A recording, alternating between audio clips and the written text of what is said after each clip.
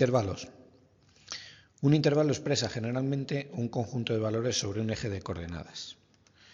Vamos a ver unos ejemplos. Por ejemplo, este intervalo, el intervalo AB, si os fijáis, hemos puesto en A un circulito sin rellenar, hueco, y en B también.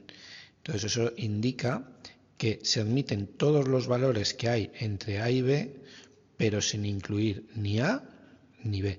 Y eso se representa así. Mediante un paréntesis indicamos que el punto A no está incluido o contenido y mediante otro paréntesis decimos que el punto B tampoco está contenido. Otro ejemplo, pues en este caso en el intervalo AB vemos que en A hemos rellenado el círculo y eso indica que el punto A sí está incluido y eso se expresa mediante un corchete. Se indica con este corchete que el punto A está incluido. ¿Veis? El punto B no está incluido, ponemos paréntesis. Otro ejemplo, pues en este caso, si os fijáis, ¿veis? El punto B está incluido, pero el A no. Pues nada, es muy sencillo de representar. Intervalo abierto en A, cerrado en B, paréntesis en A, corchete en B. ¿Veis? En este caso, por ejemplo, el punto A y el B están incluidos. Por tanto, corchete en A, corchete en B. ¿Qué otras combinaciones hay? Bueno, pues las combinaciones, por ejemplo, con los infinitos. Pues en este caso tenemos que el A está incluido, el infinito, cuidado, porque infinito no es un número, por tanto, siempre que tengamos infinito, tiene que estar abierto el intervalo ahí. Entonces, en este caso sería cerrado en A, ¿veis? Abierto en infinito, porque infinito no es un número. En este otro caso, bueno, pues el punto B no está incluido, y vamos hasta menos infinito. Es decir, como siempre leemos las cosas de izquierda a derecha, igual que leemos un texto de izquierda a derecha, pues en matemáticas leemos de izquierda a derecha. Pues empezaríamos por el menos infinito abierto y B abierto también, ¿vale? Está sin incluir. Hay otro tipo de notación, pero es una notación que está un poco en desuso. Y es los intervalos abiertos ponerlos como corchetes invertidos. Es decir, por ejemplo, intervalo abierto en A, abierto en B, pues pondríamos el corchete invertido en A y el corchete invertido en B. Ya digo que es una notación que ya no se suele ver mucho. En este caso, pues sería cerrado en A, abierto en B. En este otro caso, pues lo representaríamos así. ¿Lo veis?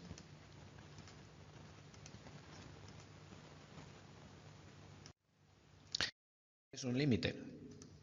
Bueno, pues un límite es la forma de averiguar el valor al que tiende una función cuando su variable independiente, recordad que la variable independiente es la x, tiende al valor al que indica el límite. Bueno, los límites pueden ser finitos si la variable independiente tiende a un valor concreto o infinitos si la variable independiente pues tiende a más o a menos infinito. Vamos a verlo con un ejemplo. Supongamos que tenemos esta gráfica, la gráfica de esta función, ¿de acuerdo? Bueno, ¿cuánto vale el límite cuando x tiende a 2? Pues si os fijáis en el 2, ni por arriba ni por abajo la función existe. Como no hay valor, pues no existe el valor. ¿Qué ocurre cuando x tiende a más infinito? Bueno, pues cuando x toma valores muy grandes, ¿veis? La función tiende a cierto valor. Ese valor, bueno, en este caso no se ve bien, pero es el 1. Por tanto, cuando x tiende a más infinito, la y tiende a 1. ¿Qué ocurre cuando x tiende a menos infinito? Pues lo mismo, toma valores negativos muy grandes la x y vemos que la y prácticamente ya no varía, es decir, tiende a 1. Límites finitos. Bueno, pues los límites finitos, ¿cómo se obtienen? Bueno, pues sustituyendo el valor al que tiende la variable independiente, la x, y vemos qué resultado se obtiene. Se pueden dar los siguientes casos. Por un lado, que se obtenga un valor. Este valor puede ser un número cualquiera o infinito, tanto positivo como negativo. Por otro lado, podemos obtener una indeterminación de tipo infinito entre infinito o 0 entre 0. Tanto en un caso como en el otro, lo suyo es aplicar la regla del L'Hopital, ¿vale? Si no se sabe utilizar la regla del L'Hopital porque no nos la han explicado en clase, pues lo suyo es hacer ciertos artificios que veremos en problemas, ¿vale? Pero yo recomiendo aprender la regla del L'Hopital, que es muy sencilla, y siempre que me dé infinito entre infinito, 0 entre 0, aplicarla. Caso 3. Se obtiene una indeterminación del tipo un número entre 0. En esos casos siempre que tengamos una fracción en el que el numerador es un número y el denominador un cero, no existe la función.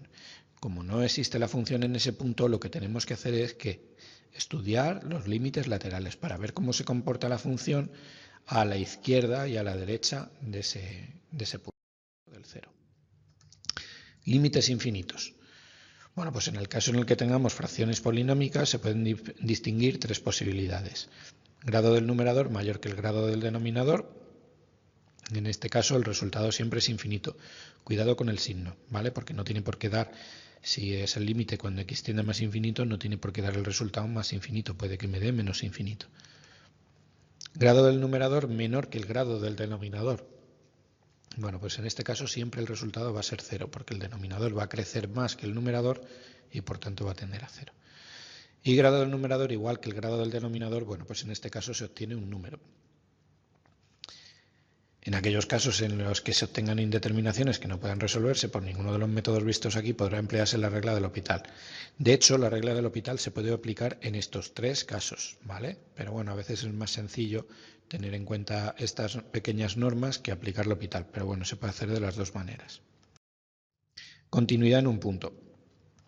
Bueno, pues una función en principio es continua, ya no en un punto, es continua en general, si puede dibujarse sin levantar el lápiz del papel. Es una noción bastante intuitiva, bastante sencilla, pero bastante eficaz. Lo vemos, por ejemplo, en este caso. Esta función, ¿veis? Yo cuando la represento y la dibujo sin levantar el lápiz del papel. ¿Qué ocurre en cambio con esta otra? Pues esta otra, cuando yo la voy dibujando, ¿veis? Llego aquí y ahora tengo que levantar el lápiz del papel para poder seguir continuando. Luego esta función no es continua en el 2, mientras que esta es continua en todo R. Claro, ¿qué ocurre? ¿Cómo sabemos, si no tenemos la representación de la función, cómo sabemos si la función es continua en un punto concreto? Bueno, pues matemáticamente se hace o se determina calculando los límites laterales en el punto y el límite en el propio punto, es decir, a la izquierda, a la derecha y en el propio punto. Lo veremos en ejercicios.